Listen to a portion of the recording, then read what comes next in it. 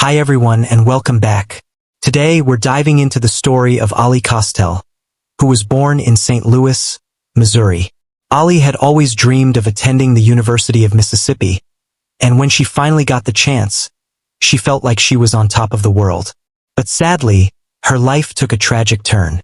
Investigators couldn't find any clues or evidence that could have warned Ally's friends about the impending tragedy. On that fateful July afternoon, detectives arrived at the crime scene, puzzled by the senseless act committed against a well-behaved, easygoing student. Their investigation quickly focused on their prime suspect, another student with a hidden agenda that no one saw coming. Ally Kostial, affectionately known as Ally, was born on September 11, 1997, in St. Louis, Missouri. She was the daughter of Cindy and Keith Kostial and had a younger brother named Andrew. From a young age, Ally showed a strong sense of responsibility towards her studies, coupled with athletic talents that made her a standout student in high school. Ally was not just academically gifted.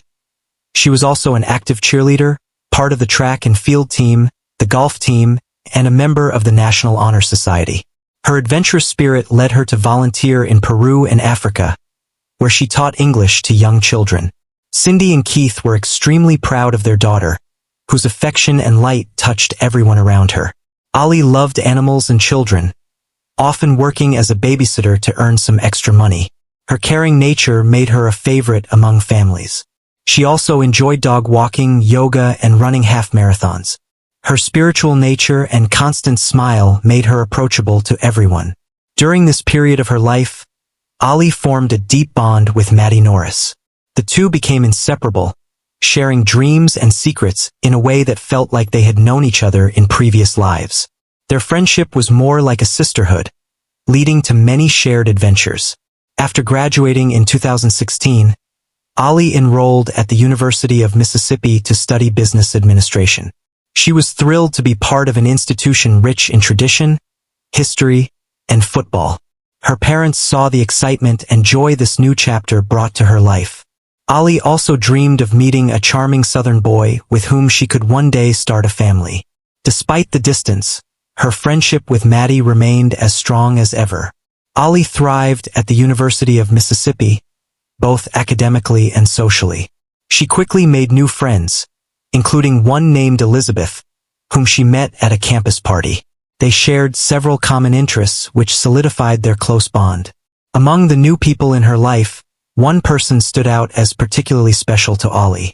Driven by her innocent romantic aspirations, she set her sights on Brandon Thiesfeld, a young man just a year older than her from Fort Worth, Texas.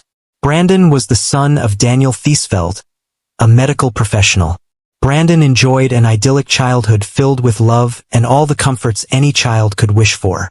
Raised in a good Christian family, he had ample opportunities for outdoor activities like hunting and fishing in the vast Texan landscape. As he grew older, he also shone as a football player at his school. Like Ally, Brandon was a student at the University of Mississippi's business school. They shared mutual acquaintances and even attended some classes together. However, Brandon's temperament was quite different from Ally's. But as the saying goes, opposites attract. According to local records, Brandon was arrested in April 2017 for public intoxication and possessing a fake ID. This wasn't his only brush with the law. He was involved in another incident, though the Oxford Police Department later confirmed that the records of this case were expunged and sealed. Despite these isolated incidents and the generally good conduct Brandon displayed, there was someone who did not find him particularly likable and had reasons for such a perception. Rex Ravita, another student who lived in a dormitory across the hall from Brandon. During their freshman year, Rex frequently encountered Brandon and found his behavior objectionable. Rex considered Brandon a spoiled daddy's boy, as Brandon often boasted about his father's wealth and how it could get him out of any trouble, which Rex found particularly annoying. Additionally, Rex noticed that Brandon often treated women in a degrading manner. One night, when Ally and Brandon crossed paths at a local bar, she felt an immediate attraction. It didn't take long for them to start dating. Occasionally, Ally wished they spent more time together, and she often brought him along as her date to most of her parties.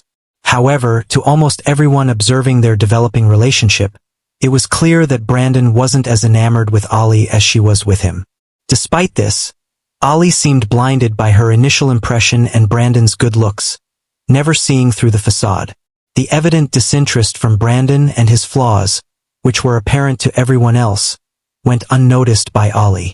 She was convinced she had found her dream man and envisioned a future with a home and family. As weeks and months passed, their relationship grew complicated. Around their second year in college, driven by her intense feelings, Ally sent Brandon numerous late-night texts while she was out partying, eager to chat with him. Without any explanation, he blocked her number. During this time, Maddie visited Oxford to see her friend and unofficial sister. Naturally, she was excited to meet the new man in Ally's life, but to her surprise, Brandon didn't show up. During that visit, Maddie became concerned about Brandon's clear detachment despite the affection Ally lavished on him. Despite this, Ally seemed to be doing well in many other areas of her life. By her third year, Ally had formed a strong friendship with another university student named Morgan. It was around this time that Brandon inexplicably reappeared as if nothing had happened, seeking to reconnect with Ally. Ally interpreted this gesture as a sign of mutual romantic interest and became filled with hope. However, she was the only one who saw it that way. To everyone else, it was strange, knowing that Brandon had no genuine feelings for her. One of the most astonished by the situation was Rex. Upon learning about the supposed romance between Ally and Brandon, he believed that the young Texan was emotionally manipulating her, making her think he loved her, something Rex was sure was false. Deep down, Ally might have been aware of Brandon's lack of affection. This could explain why her closest friends and even her parents knew very little about him. References to Brandon and their relationship were quite vague, so none of Ally's close ones were aware of the emotional abuse she was experiencing. Ally often found herself in tears over the man she loved. Her roommate at the time occasionally noticed the sadness in Ally's eyes. Despite this, Ally radiated pure light and had the ability to appear happy even when she was sad. According to her roommate, Ally's kindness blinded her to others' malice, making her see people as better than they actually were. In April 2019, Ally told Brandon that she was worried she might be pregnant and sent him a picture of a home pregnancy test.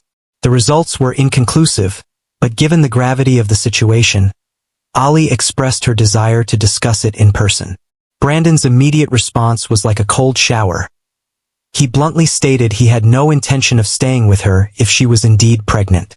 Over the next 3 months, Ally tried to meet with him to talk about it, but Brandon avoided her at all costs. Sometimes he would agree to meet and then cancel at the last minute. Other times he simply wouldn't show up and offered no explanation afterward. Amid this emotional roller coaster, Ally continued with her life, hoping the situation would improve, and only communicated with Brandon electronically. Unbeknownst to her, Brandon was spending long hours trying to find a solution to what he saw as a major problem. He spent days researching online about medications and clinics for terminating a pregnancy, unsatisfied with his options. Brandon explored extreme options, researching how to use a weapon and hide a crime. Amid the uncertainty of their relationship, the vacation period arrived. Ally decided not to return home to Missouri because she was in her final year and had high academic ambitions. Instead, she stayed at the university in July to attend a summer course and to teach fitness classes, hoping to earn extra money for her expenses. Cindy and Keith, not wanting to miss the opportunity to see their daughter, informed her they would visit. Ally was overjoyed at the news. When her parents arrived at her apartment, they spent wonderful days together. Ally and her mother went shopping and chatted endlessly about countless things. Knowing Ally's love for the sea and the beach, Cindy gifted her several marine-themed items. Ally, in turn, repeatedly asked her mother to cook her favorite dishes. When it was time to say goodbye in mid-July 2019, Ally wished her parents could stay longer. As Cindy and Keith headed back home, they comforted themselves with the thought that their next reunion was just around the corner. Shortly after, Brandon contacted Ally via text message. As he had done before, he disappeared and reappeared months later as if nothing had happened. This time, he requested a meeting to discuss the delicate matter in person. On Friday, July 19, 2019, back in St. Louis, Cindy called her daughter to confirm everything was all right. True to her word, Ally went to a bar that night. Later, surveillance cameras captured her leaving the place wearing a white shirt and blue shorts, seemingly texting. The footage showed her in front of the door, but she didn't enter the establishment. Ally returned home but left again without her roommates hearing around midnight. She finally met up with Brandon. What happened next remains a mystery. Authorities don't know what was said or the tone of their conversation. It's assumed there were accusations and clarifications, but this is speculative. What is certain is that Ally and Brandon met face to face at a lake, a vast area surrounded by numerous campsites and recreational spaces. The sheriff's department has long patrolled its various nooks and crannies. During the early hours of Saturday, July 20, 2019, moonlight was the only illumination for the patrolling officers. The prevailing darkness was far from romantic. According to police sources, a local resident walking their dog reported hearing gunshots between 2:15 and 2:30 a.m. The attacker fled the scene. Around 10:30 a.m., a police investigator, not expecting to discover the lifeless body of a young woman, found Ally near an abandoned fishing camp, a remote location about 20 miles from the university. Overcoming the initial shock, the officer gathered some general information about the victim. Ally's purse, containing her school ID and driver's license, was found nearby. Shortly afterward, the police department was notified, and investigators began their efforts to uncover what had happened. They attempted to trace Ally's cell phone but were unsuccessful. Meanwhile, on that Saturday, Brandon spent the day with friends, behaving as if it were any other day, showing no apparent signs of distress. They went bowling and chatted normally, with none of his friends noticing anything unusual. At some point between Saturday and Sunday, Brandon wrote a letter to his parents, revealing his anguish over his actions. Though he avoided explicitly mentioning the crime, he confessed to something terrible that would likely result in his imprisonment or death. He was certain that sooner or later, the police would catch him. As investigators delved into Ally's social circle, Brandon emerged as a potential suspect. The team focused their efforts on trying to contact him, but all calls to his cell phone went unanswered. On Saturday afternoon, the police visited Ally's family to deliver the devastating news. The words hung in the air, creating a surreal sense that they were living a nightmare. Overwhelmed with grief, Cindy and Keith had to face an unimaginable reality. Ally's close friend Maddie struggled to make sense of what had happened. Her mind flooded with memories of the time spent with the friend she considered a sister. Meanwhile, the police continued their attempts to reach Brandon. By then, he had left his friend's house and was driving his truck. Ally's cell phone remained missing. The news of the crime shocked the university community and local residents. However, due to the ongoing investigation, the police withheld further details. It was unclear whether the attacker had killed Ally at the lake or abandoned her there afterward. The same confusion surrounded the murder weapon and the connection between the victim and the perpetrator. This changed when investigators made a crucial discovery in Ally's room. They found her smartwatch, which turned out to be an invaluable piece of evidence. The smartwatch allowed them to uncover some of the text messages exchanged between Ally and Brandon. Realizing the urgency, the team immediately tried to contact Brandon, who this time answered their call. He apologized for not responding earlier. Brandon made excuses to avoid meeting with the officers but promised to come to the police department first thing on Monday, July 22nd. After hanging up, fully aware of his predicament, Brandon continued to travel as far as possible. On Sunday, July 21st, 2019, he arrived at another friend's house, carrying an unusual item, a firearm. He made no effort to hide it and even unloaded it in front of his host. Brandon also brought a six-pack of beer, so they sat down to drink, chat, and watch television. The next morning, he left without attending the scheduled meeting at the police department, thus becoming a fugitive. Detectives obtained an arrest warrant and began tracking Brandon's phone. Having left Mississippi, Brandon's location was soon identified as Memphis, Tennessee. Authorities issued an alert for his truck, which had a distinctive license plate. It didn't take long for the Memphis Fugitive Task Force to get a positive result.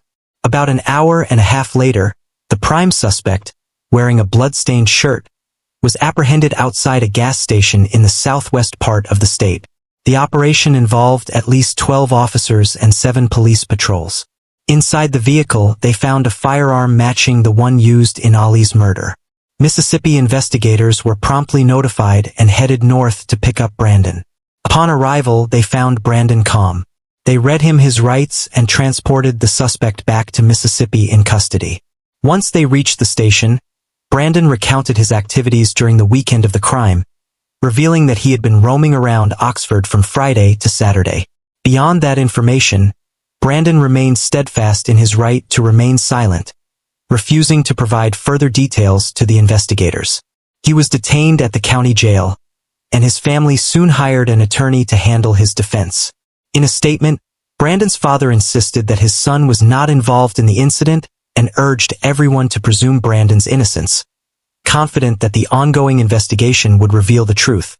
However, he was unprepared for what was to come. The first blow came when a university spokesperson confirmed that Brandon was suspended from the institution. Meanwhile, Ally's autopsy revealed that she was not pregnant at the time of her death, but this information was not shared with the media. Ally's funeral took place on Saturday, July 27, 2019. Friends, family, and community members left flowers and condolence notes. Despite their indescribable grief, they felt fortunate to have known such a vibrant and luminous young woman. In August of that year, Brandon was charged with first-degree murder. If found guilty, he could face the death penalty. His name made headlines. When Rex heard the news, he was initially shocked, but soon everything seemed to make sense. He recalled all the rude and contemptuous comments Brandon had made about various women. For the prosecutors, the case became a textbook example of ignored warning signs in relationships that can lead to tragic endings. They believed that Ally's death could have been prevented. As the search for evidence continued, investigators discovered the letter Brandon had written during that weekend while searching his apartment. The COVID-19 pandemic delayed the start of the judicial process, requiring extra patience from Ally's friends and family. However, the investigators used this time to continue their work, sifting through hundreds of text messages between Ally and Brandon, a daunting task. Meanwhile, the prosecutors continued to build their case, gradually uncovering the details of an unequal love story. A series of facts previously unknown to those close to the university student came to light. When the case was finally presented to a grand jury in mid-2021, the evidence included photographs of the gun and bullet casings, as well as the letter. To the prosecutors, this letter was clearly a confession. However, the defense presented a completely different perspective.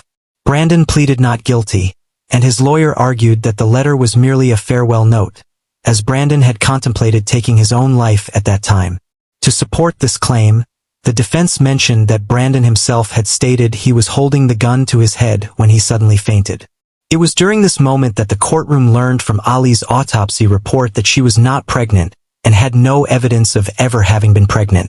The revelation caused unmistakable shock.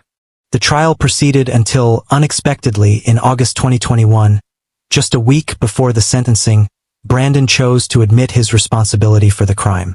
He and his legal team reached a plea agreement with the prosecution to avoid the death penalty.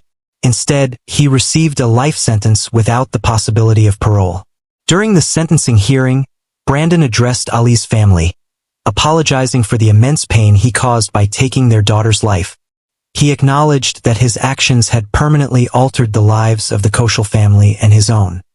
He expressed a desire to turn back time and undo his actions, but, knowing that was impossible, he sought forgiveness from God and hoped that one day they might find it in their hearts to forgive him. Following Brandon's statement, the victim impact statement was read aloud in court, delivered by Cindy, Ally's mother.